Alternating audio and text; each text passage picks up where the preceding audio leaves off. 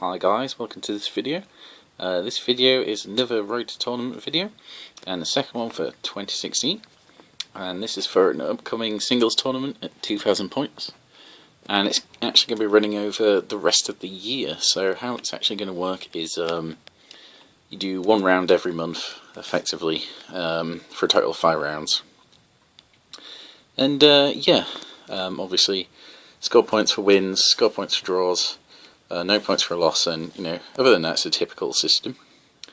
So I'm taking my Sisters of Battle, since I took Marines the last one, and I like playing my Sisters of Battle anyway, so fun. And I feel like I've got a good chance here. So restrictions wise, of course, here's 2,000 points. We'll be playing Maelstrom games, different mission each time. And you have to use a combined arms detachment. You can't use any other type of formations. There's no super heavies allowed. You can only use a single combined arms detachment. There's no allies allowed or anything like that. Forge World is allowed, but it has to be approved ones. You can't use experimental rules, for instance. And what else? Yeah, so you have to use the basic tactical objectives cards. You can't use any faction-specific ones or any of the new ones or anything like that. Can't use any supplement books or anything like that. And they've restricted it heavily. And whilst a lot of people would find that a bit too restrictive for their fun, that kind of thing, I actually prefer this kind of thing. I know it's old-fashioned, and you may think I just hate change and that kind of thing, but honestly, I do feel like the game has suffered overall through the introduction of formations and things. And it's grown less tactical, and going back to the roots in all these limits and things, I actually feel like people are going to build more varied lists because they're not just taking the most powerful formations. You're going to see different things, and you're going to be you have to make a solid list and use it tactically, really, for the most part. I mean, obviously some factions have advantages. Pardon me. So that's essentially it. And throughout the armies, there's 2 Ultramarines armies. There's a White Scars army. There is a Imperial Fists. There's Dark Angels. There's Space Wolves. There's Blood Angels. There's 2 lots of Chaos Marines. There's a Mechanicus player. There's 2 Imperial Guard players. There's 3 Eldar players, which comes as no surprise, I'm sure. There's only 1 Tau though, and there's 2 Necrons, which again, not really a surprise. And there's 1 Chaos Demons, and then there is me with my Sisters of Battle, so, should be interesting. I've basically tested this list quite a lot. So the models you can see before you are what I'm taking. There should be an extra Penitent engine, but I'm still assembling it. And obviously only one of them is painted at the moment. Now this army is definitely not fully painted, as I'm sure you can see. I've got some of the Seraphim to make. Still modelling some of the ones, so the ones that are there are just placeholders for the most part. Only 2 of them in there are actually painted. There's the Dominions over there with the full melter guns. They need painting. A few of the Sister Superiors dotted around need painting. And a few of the Sisters of Battle over there are nearly finished, so they'll definitely be all done. So my plan, basically before the first round, is to finish assembling the last Penitent engine, fully paint that last squad of Battle Sisters over there, and fully paint all the Sister Superiors, and then it will be done. For the next round, I'm hoping to finish the Penitent engines and the Seraphim, and then after that I'll be finishing the vehicles and the Dominions before the 3rd round, which is essentially everything then, because everything else will be fully painted. So should be all fully painted by the 3rd round, so that should be interesting. I would love to get it all done, but I had other tournaments on, I had a lot on, so we'll see what I can get done, ready for the thing. So let's go through the list, anyway, enough fluff. So, obviously I've got 3 squads of Battle Sisters, so 1, 2, and 3rd over there, 3, right there. Each one has a Rhino, and even if they're not modelled on at the moment, they all have dozer blades on those Rhinos. Each squad is 9 strong. And they have a Combi Flamer on the Sister Superior, and they have a Flamer and a Heavy Flamer in each squad. And there we go. Pretty obvious, really, that we're going with them will be Priest. So there'll be a single Priest in each one. and each one will have a combi flamer.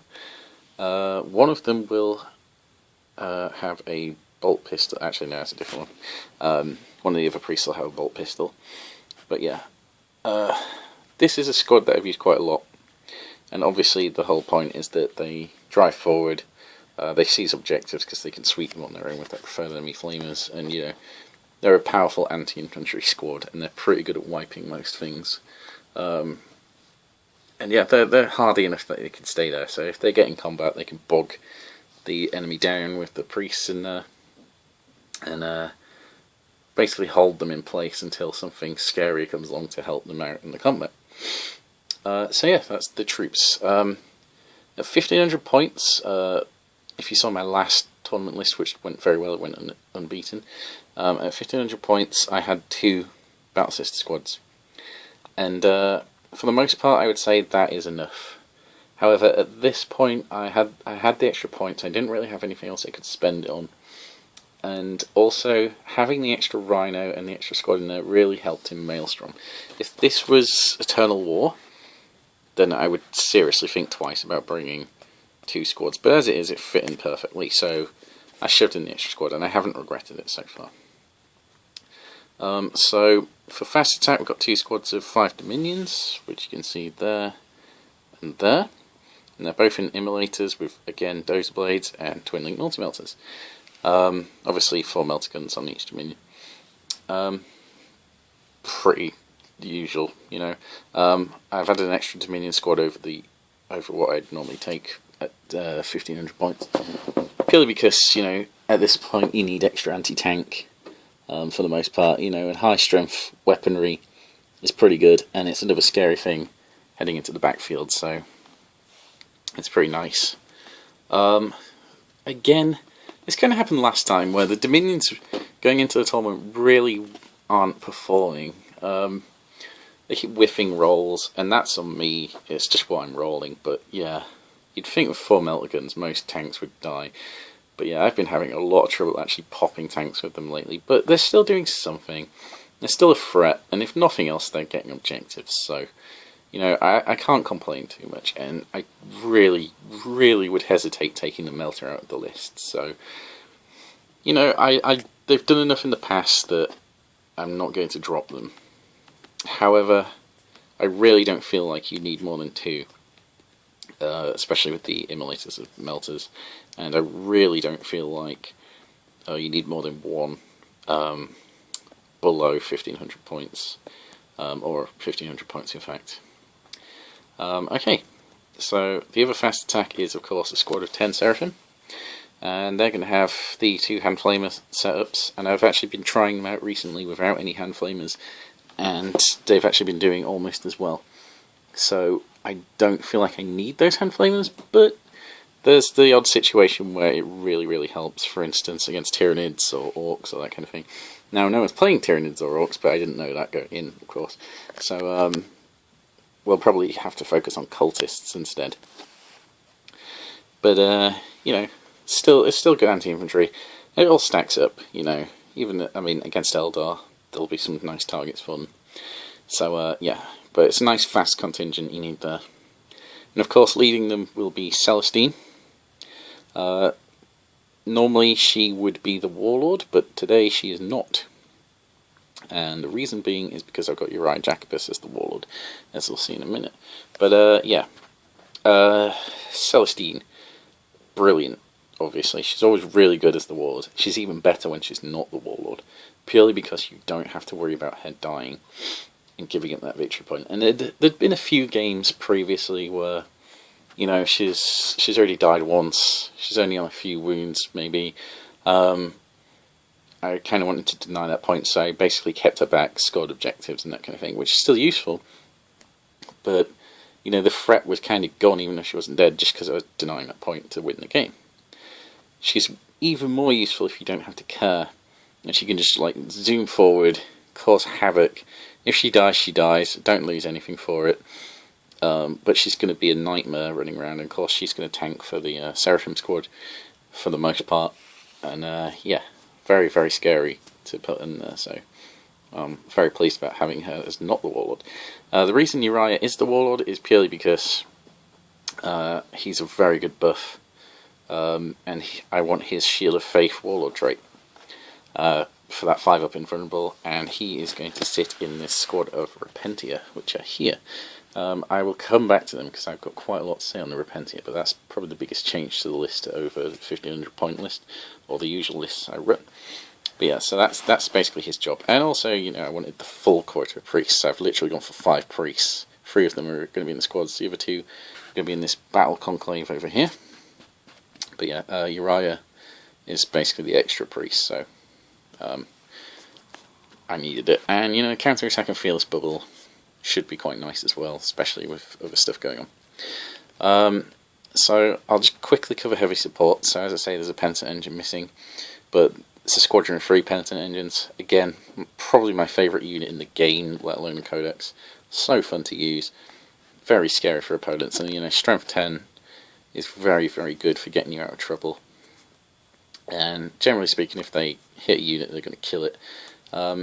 Did have a game the other day where they ran into Bullgrins, and because the Bullgrins were rolling very well on their invulnerable saves, the Penitent engines didn't actually kill them, and they all got killed in return. That is unusual, and honestly that is the first time that's happened.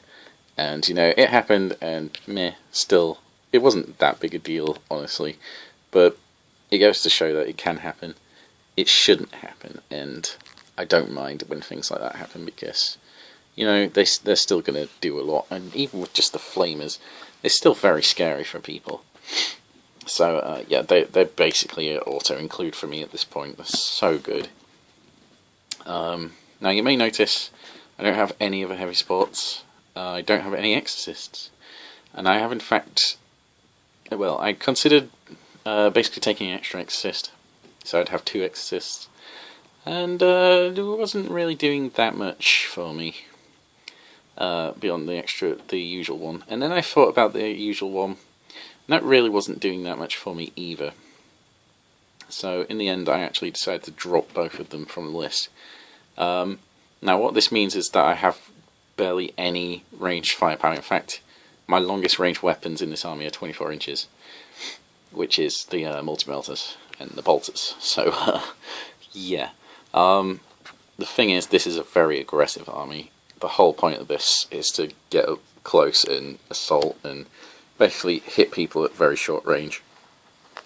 And that's the way I usually play. So I don't mind that, you know, it could possibly backfire. Sorry. It could possibly backfire. That I don't have this range, especially turn 1. And I don't have those Strength 8 AP1 missiles. But honestly, over the course of a game, the Exorcist really wasn't doing that much. Again, it's nice support fire, but there was something else I needed more, and that was close combat threat.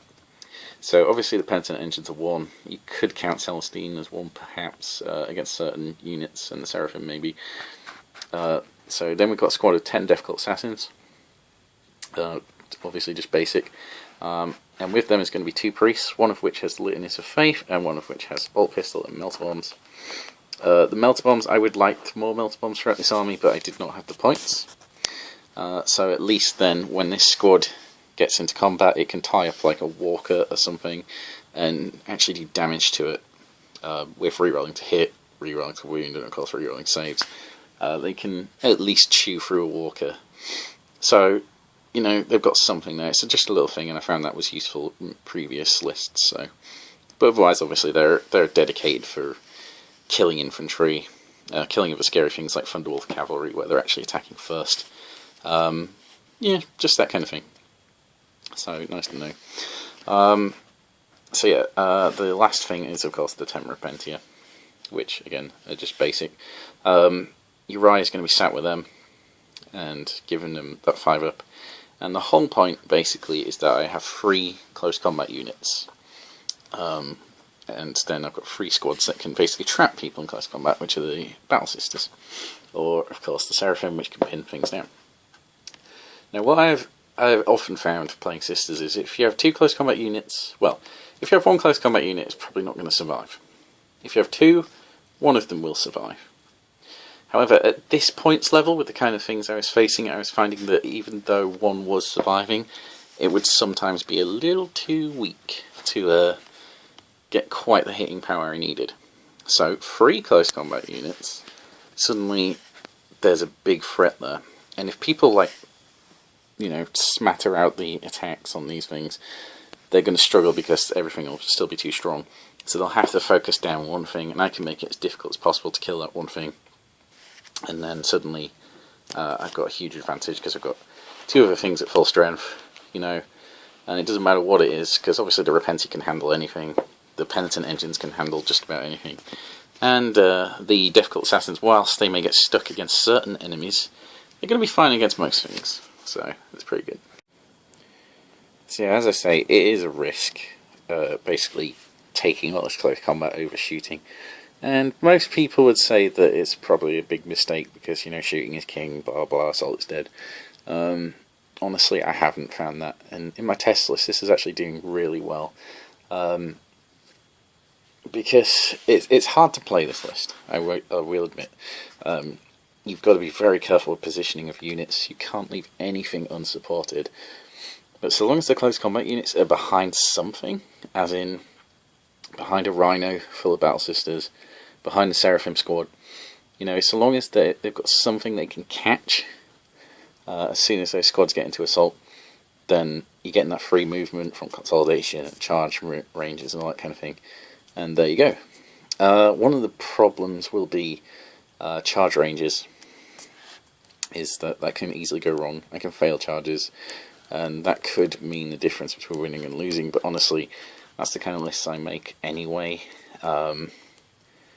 And you know, if looks against you, looks against you. I'd rather have fun playing a really fun list to play. It seems to be a very tough list from what my opponents have done. So I've tested this list a few times, a few practice games. I've played against Space Marines, Eldar, Space Wolves twice, who's someone in the tournament, Imperial Guard, and what was the other one? Can't quite remember, there's another one there. Mechanicus. Yeah, so I've tested this list about as much as I could. I'll probably get another game in before the tournament, although my list is now set, so I can't do any tweaking, sadly, but there we go. And yeah, it's managed to win every time, so it's doing well so far. What was interesting was against the Eldar and the Imperial Guard and the Space Marines is I basically played against greater numbers of points. So for instance, the Imperial Guard, it was just 400 more points that they had, which isn't really that much, but you know, still managed to get a convincing win at least. Against the Eldar, there was about 800 more points they had, much harder, but managed to win. And against the Space Marines, it was 1,000 more points that they had, still managed to win. But yeah, that was pretty close. But my main thing for that game was basically just testing how much punishment this list can take, whether it can actually cope when it's really up against it. Because I kind of figure that 3,000 points of Space Marines is probably equivalent to the kind of Necron Decurion thing. Now I'm going to be facing Decurion, but I know for a fact someone is running 15 Wraiths and Destroyers and all that kind of thing. So yeah, there's going to be some tough lists. I actually fancy my chances against the Wraiths so much because I've got a lot of close combat, which will cause them problems. And you know, everything else should die fairly easily come to what I've got, so that wouldn't be too bad. But yeah, White Scars will be difficult because they're hit and run, but I don't know who I'm going to be playing yet, so it should be interesting. I might do a preview video discussing what kind of thoughts and tactics I'm thinking of using for whoever I get in the draw, so it should be interesting to basically go over that and, you know, discuss that and get some feedback from you guys, because I do appreciate any kind of comments or suggestions you have, and I love hearing from you guys with your ideas and stuff. And you know, you may think this list is completely stupid. I mean, who doesn't run Exorcist, say? Best thing in this is Battle Codex. Well, I do think that would have to be the Penitent Engines, but you know, I can understand that some people would think otherwise. So yeah, I'm just waffling now. So that's basically it for now. The entire army, I'm going to basically go and paint more in a short while, and hopefully I can get a lot more done. And I will be back soon with more videos. So if you like this, remember to click like, and don't forget to comment and subscribe for more videos in the near future. Thanks for watching. See you next time.